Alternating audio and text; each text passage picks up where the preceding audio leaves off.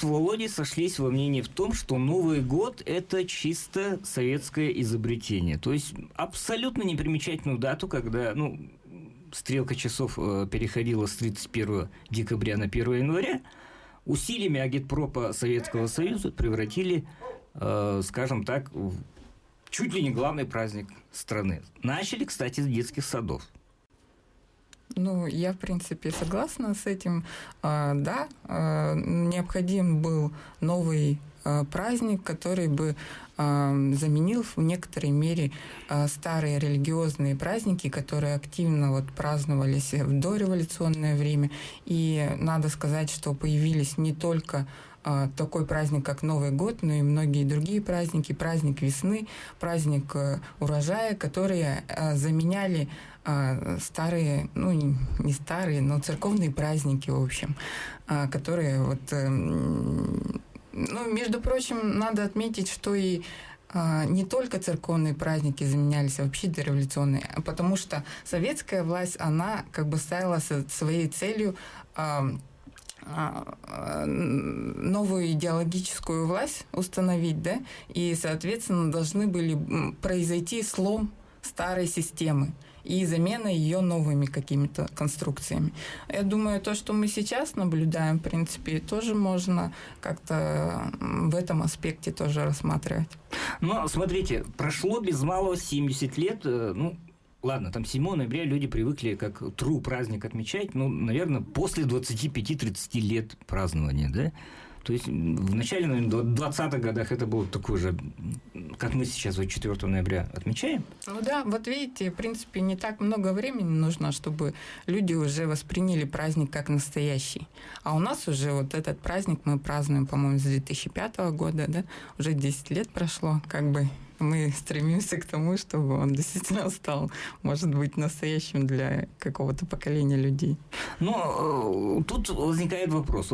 Ладно, все мы погружаемся, скажем так, в воспоминания с детства, там колонны, марширующие по улицам города, невзирая на холод, 50 грамм коньячку в колонне, салат оливье, который обязательно не с Новым годом связывался, да, именно первые как раз эти нарезки происходили накануне 7 ноября, да? Володя, что ты сидишь, молчишь, как не знаю что. Мы сейчас про 7 ноября или почти? Мы сейчас пока что про 7 ноября. Удачно ли это нововведение 4 ноября, День народного единения, заменил собой советский 7 ноября? Я считаю, не очень удачно, потому что мало же просто провозгласить какой-то день каким-то праздником. Неважно, как оно будет называться, День сурка, День единства или как-то, да, в таком духе. Оно должно сопровождаться реальными делами. То есть 7 ноября – это не просто звук. За ним стоит большое событие, революция, может, кто-то скажет переворот, но все равно это было событие. Люди как-то связывали свою жизнь, качественные изменения своей жизни. И поэтому как-то она так прямо в кровь входит, да, этот день, например, 7 ноября.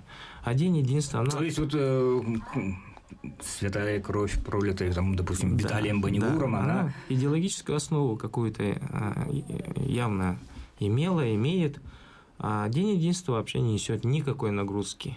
Почему это, Володя? В крови у наших граждан российских, например, у меня, я не буду говорить за всех, для меня это все равно, что это такой выходной день. Радостный для меня день – это выходной день. А как он называется? День единства, меня несет никакой идеологии. Что-то когда-то якобы изгнали мы поляков, что-то, может быть, изгнали в этот день, может быть, не изгнали. Я даже не задумываюсь. Оно не несет никакой информации мне. Я дома точно в этот день салат не делаю. Ты вообще отмечаешь 7 ноября? 7 ноября, как сказать, просыпаешься салат с такими... тоже я не делаю. Просто в этот день я знаю, что мир пошел по другому рельсу. Для меня. И этот день я не могу... Например, День единства я могу, если мне никто не скажет с утра, что сегодня День единства, я могу даже и не вспомнить. Да? 7 ноября я вспомню. Я утром встану, я буду знать, что сегодня 7 ноября. Вот я не думал, Володя, что у тебя в таком, скажем, молодом относительно для меня возрасте пойдут какие-то такие мнемонические, скажем, проблемы. Да? Но, тем не менее, Ольга и Володя, с таким же успехом можно было отмечать День стояния на Угре, да, или День Куликовской битвы. Ну, почему нет? В принципе, каким наполнением вот содержательным должен быть заполнен этот праздник, мне кажется, это не совсем важно. Это такие конструктивистские штучки, да. Но вот были выбраны какие-то исторические события, но они были выбраны не зря. Как бы День народного единства мы должны как бы понимать свою сплоченность, как бы приобщенность к каким-то единым каким-то таким идеям, да, и вот надо заметить, что у нас сейчас меняется и национальная политика в государстве. Впервые вот в новой стратегии национальной политики был введен такая идеологема, как формирование единой гражданской нации в России. Ну и как бы этот праздник, по-моему, он вполне соответствует как раз данной задаче. Но пройдут долгие-долгие годы. На самом деле, Днем народного единения, вот смотрите, там, не знаю, татары кровь не проливали под стенами Кремля в 17 веке, да? Что касается там коряков и других национальностей, абсолютно то же самое, да?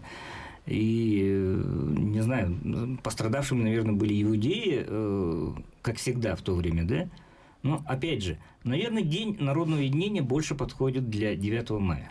Когда вот единые, скажем так, усилия всего народа, многонационального народа были конкретно одной цели приложены. Ну, мне кажется вообще, что все праздники к этой идее, они направлены. То, что праздники, они выстраивают какой-то цикличность нашей жизни, задают какой-то общий ритм для всех граждан. Допустим, кем задаются? Государством. По нашим социологическим исследованиям, которые мы проводили в секторе этносоциологии, да, праздники, которые мы празднуем все вместе, это довольно такая хороший фактор для объединения, потому что вот мы на вопрос о том, что вас объединяет со всеми гражданами нашей страны, получили ответы, что в первую очередь это, конечно, государство, в вторую очередь это общая территория, природа, в третью это язык, а в четвертую это как раз праздники, которые мы празднуем все вместе. А уже дальше идет, допустим, общая историческая судьба, даже культура. Культура вообще, по-моему, не очень хорошо, такой ресурс, который не очень хорошо используется в нашей стране для объединения людей. Ну, не в полной мере, да. Но, тем не менее, и даже вот общность будущих перспектив – это тоже не такие важные моменты, как вот именно праздники, которые уже существуют и которые действительно, ну, как бы объединяют нас на территории нашей страны, когда мы их празднуем.